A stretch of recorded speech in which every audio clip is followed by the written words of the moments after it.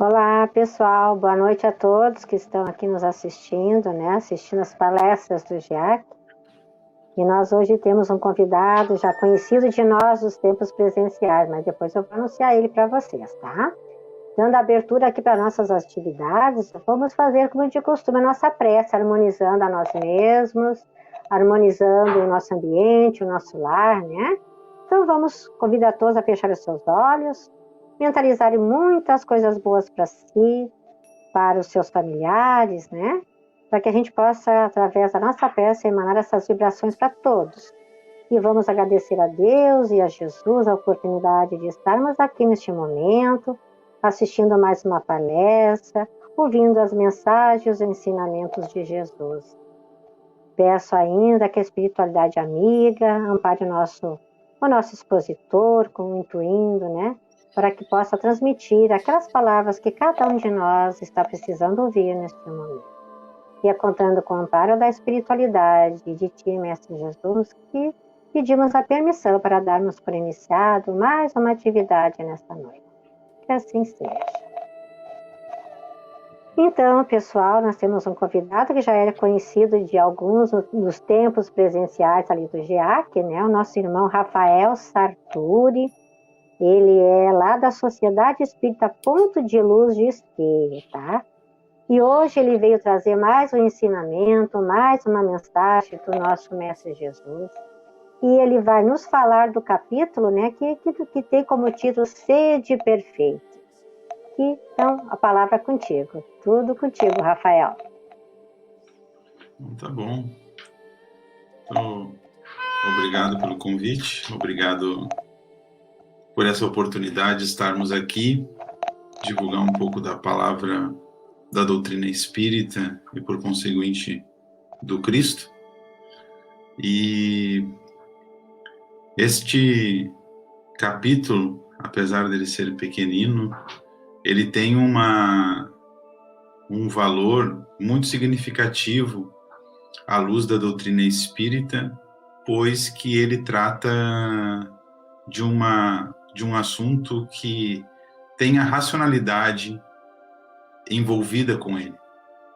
Essa racionalidade que a gente encontra a partir da doutrina espírita, que traz para nós o conceito da ciência, da religião, da moralidade, ele é um arcabouço de informações muito bem elaboradas pela espiritualidade, por Kardec, pela sua inspiração, pois que ele nos dá um norte daquilo que nós identificamos hoje extremamente importante para a vivência no terceiro milênio. Começando pelo próprio título do capítulo, que fala sobre perfeitos. O que é perfeito? Essa palavra, encontrada no dicionário, ela vai tratar sobre aquilo que não tenha nenhum problemas de retoque, não tenha nada a ser corrigido, não tenha nenhum problema em que ao ser contemplado, identifique alguma corrigenda. Essa palavra é uma palavra que vem do grego, e do grego perfecto, que é também trazido do latim perfectum, ela tem a sua origem grega e que traz para nós a ideia que os gregos tinham, que é feito até o fim. Perfeito é aquilo que é feito até o fim. Esta analogia que nós trouxemos hoje para debater, para poder trazer a mensagem do capítulo 17, ela vem de um pensamento muito sofisticado, que faz com que nós tenhamos uma reflexão bem significativa, a trazer neste capítulo características da perfeição, que é o primeiro item e que traz a mensagem de Mateus. Vem a explicação, e o terceiro vem ser o homem de bem. Neste panorama que nós vamos ir seguindo a lógica do capítulo Sede Perfeitos, nós iremos identificar também os bons espíritas. E por que eles trouxeram este item justamente no Sede Perfeitos? Vamos encontrar aqui a parábola do semeador. E depois, nos capítulos 7 até o fim do capítulo, nós vamos encontrar as instruções dos espíritos. E esse que vos fala tem um carinho especial por esse item 7, que é o dever, que é pelo irmão Lázaro, trazendo ainda a virtude, os superiores e os inferiores, o homem no mundo, nada mais atual do que o homem no mundo, na presencialidade que nós vivemos, cuidar do corpo e do espírito, e assim encerra o capítulo. Nesta primeira abordagem que nós iremos fazer, nós precisamos ter em mente o que seria a perfeição.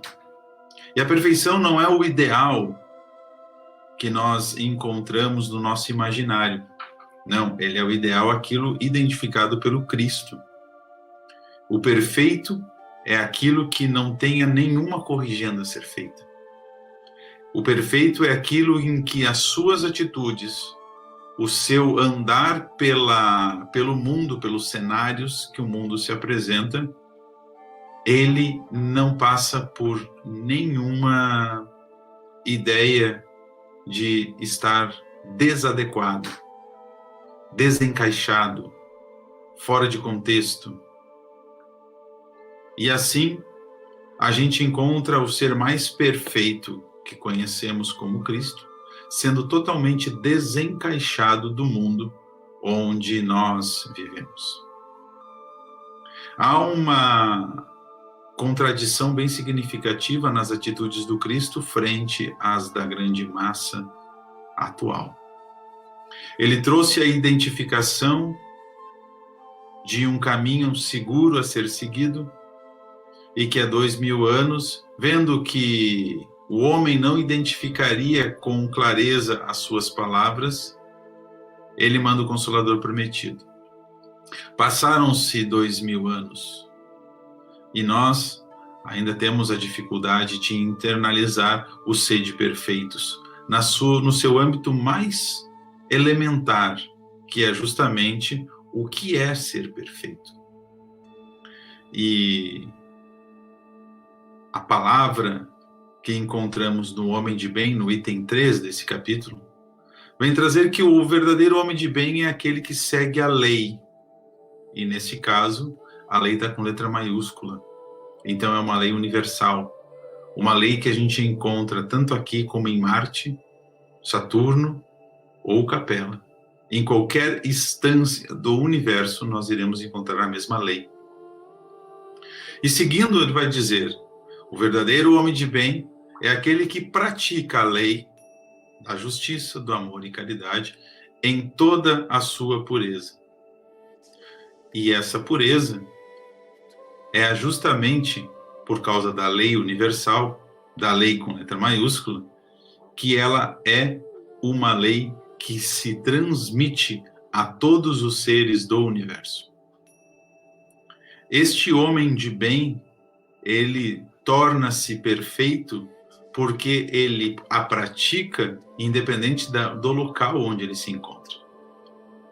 Ele estando nos baixos umbrais, auxiliando os menos afortunados na sua ignorância, ou estando no corpo celeste dos espíritos mais evoluídos. A lei é a mesma, porque a sua atitude não tem nenhum reproche. Não há nenhuma corrigenda, nenhum rabisco a ser feito. Perfeito é aquele que a faz de forma em que está totalmente encaixado com a lei, não com as circunstâncias que o mundo transitório os dá. Esta lei, obviamente, passaremos por ela, indubitavelmente, pelo processo evolutivo.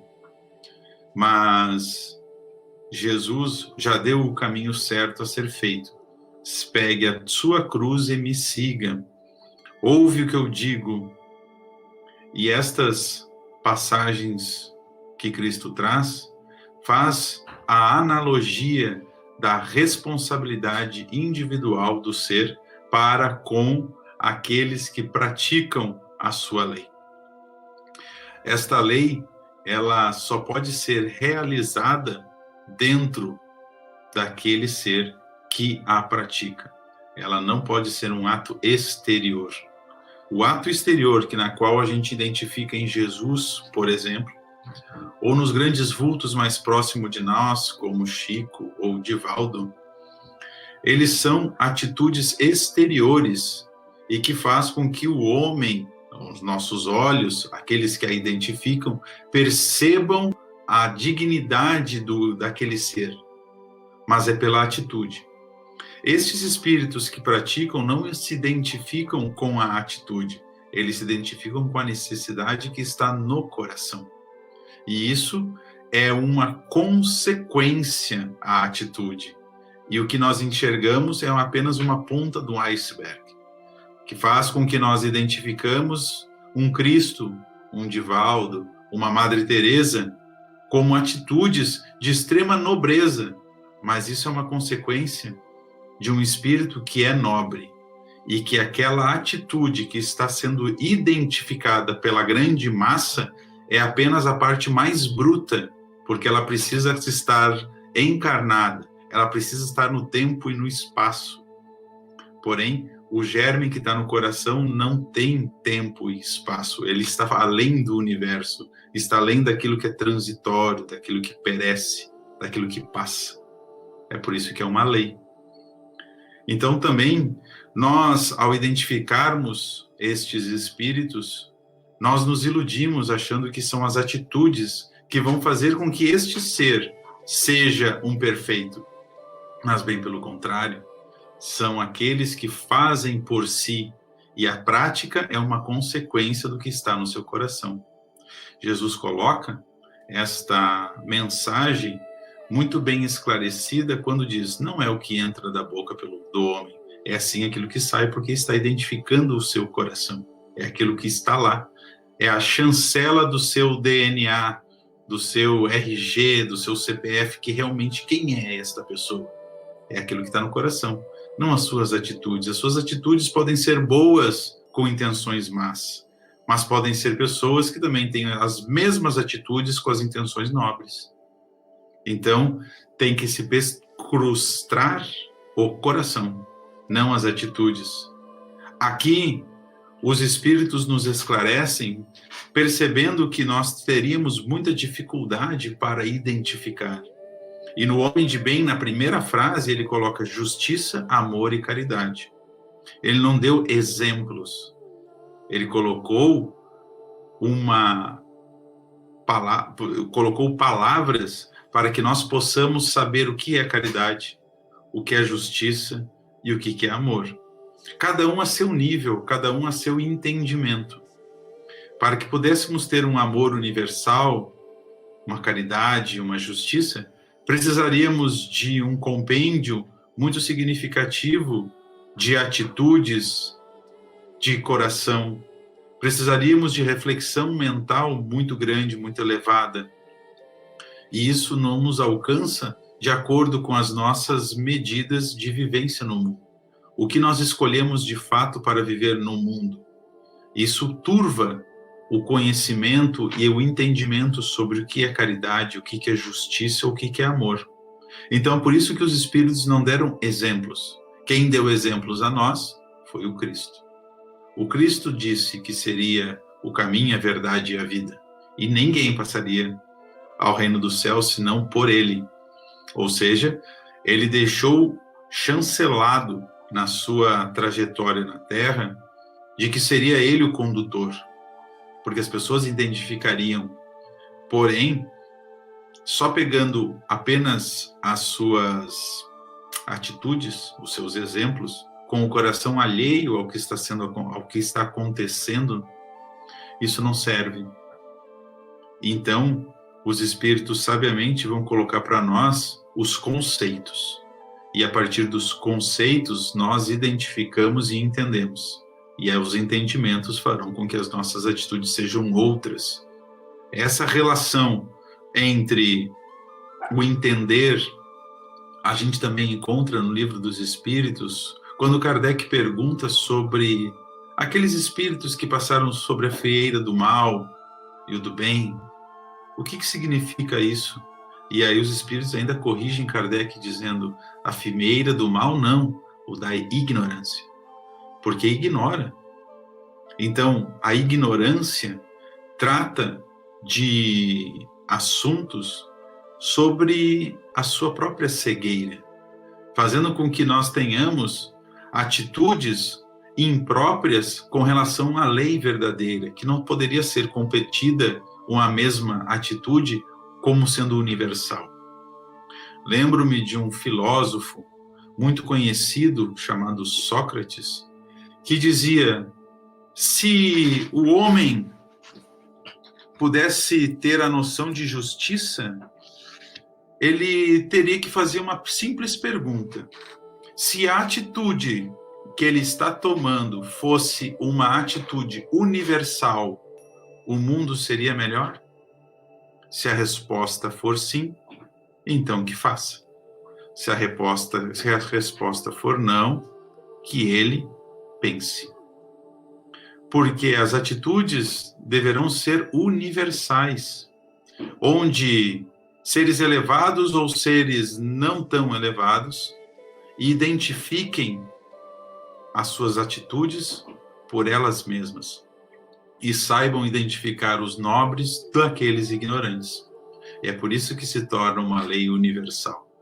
E Sócrates, obviamente, um espírito de alta envergadura, realmente reconheceu, colocando uma das mensagens mais emblemáticas para a boa condução da nossa própria jornada na Terra. Se a minha atitude agora for uma atitude universal, o mundo seria melhor? E é óbvio que assim já teríamos um filtro rápido na nossa própria consciência, identificando e nos alertando, e fazendo com que nós identificasse as atitudes universais daquelas que são transitórias, daquelas que poderiam deixar de ser, daquelas que, com o nosso conhecimento, largando mão da ignorância, elas vão desaparecer. Por quê? Porque a tendência a sermos perfeito é uma colocação grega de que nós podemos sim sermos seres sem nenhum retoque a ser feito, porque fomos identificados por seres que estão feitos até o fim. Tudo aquilo que Jesus nos ensinou está sendo aplicado. E é nessa condição que nós vemos a grandiosidade do capítulo 17, porque faz com que nós tenhamos uma abertura muito mais profunda do que realmente nós competimos sobre esta terra. Quais são as nossas ações sobre ela e as responsabilidades que esta terra pede que nós tenhamos. Vou trazer aqui uma outra informação para que a gente possa seguir durante este capítulo, que fala sobre os bons espíritas. E é interessante porque, por mais que a gente veja neste item falando sobre espíritas, tirando a palavra espíritas, a gente fica com os bons. E os bons são os bons seres humanos, aqueles que são seres humanos, aqueles que se identificam como humano, aqueles que transitam sobre a Terra com a sua inteligência, com a sua racionalidade e, por que não, com o seu instinto. Estes, por serem bons, não por estarem na vanguarda da sabedoria, mas aqui está sendo identificado os bons porque seguem uma lei. a ideia do ser bom é ele segue muito bem a lei. Ele é uma pessoa que segue a lei, por isso que ele é bom, é um bom aplicador. E essa palavra serve muito para que a gente possa não adjetivar erroneamente o que é ser bom, porque o bom é aquele que aplica bem a lei. Então ele é um bom aplicador. Tirando todos os adjetivos deste item, que são dos espíritas, nós vamos encontrar sérios conflitos que temos diariamente nas nossas instituições religiosas, muitas vezes problemas de pensamentos divergentes. E aí, obviamente, lembramos do nosso filósofo Sócrates. E se essas divergências se tornarem uma lei universal? O mundo seria melhor? E se as atitudes perante estas divergências das instituições, dos nossos dia a dias, dentro da nossa família, o mundo seria melhor? Essa colocação em que os bons espíritas é colocado neste item faz uma analogia a justamente o que nós estamos passando. Abrimos a casa ou não abrimos a sociedade? A pandemia, mas então os necessitados, o que a gente faz? Ficamos todos confortáveis em lives ou a gente coloca as mãos na massa? Como é que a gente trata isso? Fizemos? Não fizemos? Resguardamos? Não resguardamos? Essas controvérsias nós vamos encontrar as atitudes necessárias a partir da reflexão, obviamente, neste item. Porque para podermos distinguir dos pensamentos pejorativos dos pensamentos positivistas, obviamente precisa passar pelos bons aplicadores da lei, da justiça, do amor e da caridade. Nós encontramos aqui também um cenário de atualidade para nós. No item 5, vem a parábola do semeador, a clássica, em que aquele semeador saiu a semear para qualquer lado, porque ele tinha uma missão. Muitas não iriam cair, e ele não se importou com isso. Muitas não iriam germinar, e ele também não se importou com isso. Ele se manteve firme na sua sementeira. Porém, a grande minoria que caiu em terra boa, e pelos meus cálculos foi 1/4, apenas que caiu em terra fértil, na parábola, ou que identificamos aqui como sendo realmente uma porta estreita. O semeador, ele tem em si o valor de cumprir a boa lei.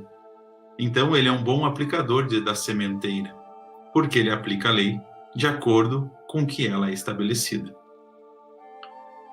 O panorama que nós encontramos nesse capítulo, ele remete a nós uma reflexão extremamente racional, mas ao mesmo tempo toca-nos o coração, porque a partir deste item para frente, no capítulo 7 em diante, até o final desse capítulo, nós vamos encontrar as instruções dos Espíritos. E nas instruções dos Espíritos, a primeira quem fala é Lázaro com o dever. E é um item que eu tenho com carinho e apreço, porque a primeira frase que eu a tenho comigo, ela remete assim: o dever é a obrigação moral do homem, primeiro para consigo, em seguida para com o outro. Essa obrigação moral, ela não é de obrigatoriedade, mas é de um cumprimento de uma lei já entendida. Então eu preciso cumpri-la, a lei. Eu preciso fazer com que ela esteja firme dentro de mim. E essa firmeza estando em mim, eu terei a obrigatoriedade de fazê-la a contento. Esta é a relação que nós vamos identificar de obrigatoriedade.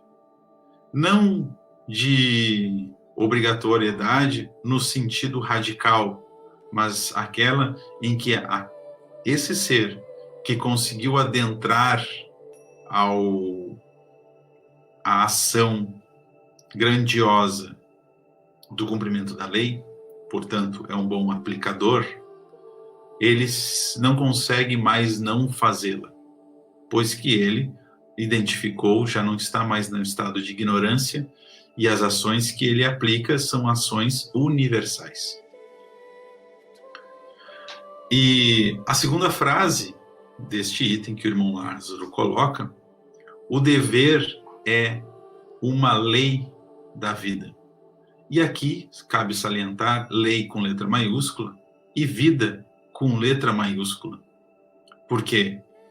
Vida que nós encontramos aqui é a vida vivida, não a vida existida.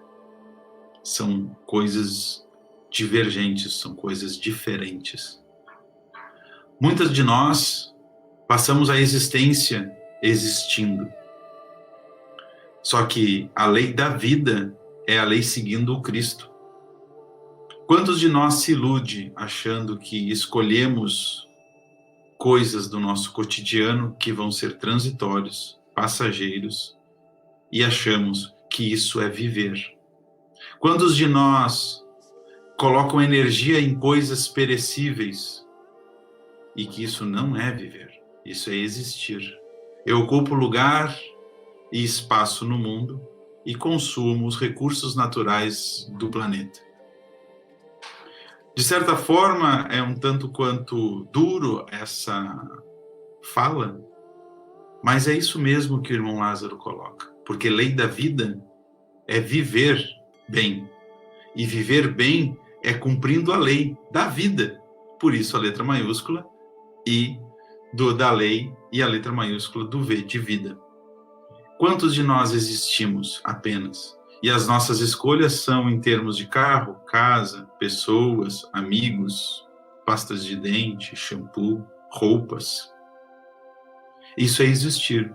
Isso tudo passa. E o que realmente fica na vida é isso que importa.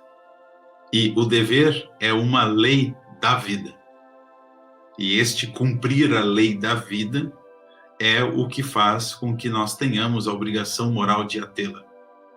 Esta é a relação em que Lázaro comenta no seu início de capítulo, de item, com essas duas frases, e são bem emblemáticas, pois que faz uma profunda reflexão com as nossas próprias atitudes, vendo com que um filósofo de 400 anos antes do Cristo já vem falando sobre isso há bastante tempo. E Cristo vem exemplificar, e nós, pasmem, irmãos, nós ainda não conseguimos identificá-la. São filósofos tipo este, que 2.400 anos já falava sobre isso. Vem Jesus, exemplifica, e nós, alhures, realmente alhures, na margem daquilo que realmente importa nas nossas existências.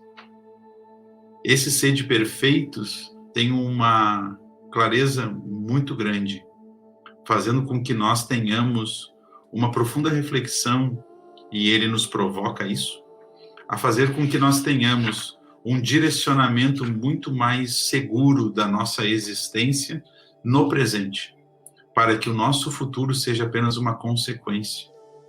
Ouvimos muito falar sobre transição planetária, e no nosso movimento espírita, muita ansiedade por um futuro, esquecendo que para ser futuro, obrigatoriamente, precisa ter o presente. Sem o presente, não existe nem passado e não existe nem futuro. A presencialidade, ela é extremamente importante. Encontramos espíritos ansiosos por um futuro imaginário, porque estão colocando nas suas ilusões um futuro que ele não vai existir. Não desta maneira. Mas, se nós colocarmos o presente, a perfeição daquilo que podemos fazer, encontraremos, por consequência, um futuro um pouco mais harmonioso, um futuro que realmente nós possamos identificar sendo mais harmonioso moralmente, mais equilibrado espiritualmente e muito mais amigável com o Cristo. Eu agradeço muito a oportunidade de vocês me ouvirem e devolvo então a palavra para a nossa irmã Rosane. Então, pessoal, nós que agradecemos a Ti, Rafael, por estar conosco aqui, trazendo essa belíssima mensagem, né, dessa passagem do Sede Perfeitos, assim como todas as passagens do Evangelho, né? Obrigado ao pessoal que estava assistindo, né? Sábado que vem temos mais, pessoal, tá? Espero que tenham gostado. Então, vamos agora agradecendo, né, ao Rafael. Nós vamos também agradecer ao nosso Pai das Alturas e a Jesus e aos amigos benfeitores através da nossa prece. Então, eu convido a todos que fechem os seus olhos e harmonizando mais uma vez, para que todos esses ensinamentos e essas vibrações que recebemos, a gente possa realmente absorver, né? E que nós possamos nos sentir, então, assim, bastante tranquilos e também bastante renovados. Agradecemos a espiritualidade amiga que sempre está conosco em todas as atividades, nos iluminando, nos amparando e nos intuindo para que tudo possa sair da melhor maneira possível. Ao Mestre Jesus por ter deixado essas mensagens tão belas que tão poucos a gente bota em prática. Obrigada a todos os irmãos, obrigada a todos que assistiram a nossa palestra e obrigada mais uma vez por tudo e por tanto que recebemos, que possamos ter, Pai amado, através dessa tarde tão maravilhosa, tão tranquila e serena que estamos sentindo neste momento, possamos ter uma noite cheia de muita paz, de um sono bastante renovador e revigorante. Obrigada por tudo e por tanto, e que assim seja. Uma boa noite a todos. Obrigada, Rafael. Até uma próxima. Até mais. Tchau, tchau. Tchau, gente. Fiquem com Deus.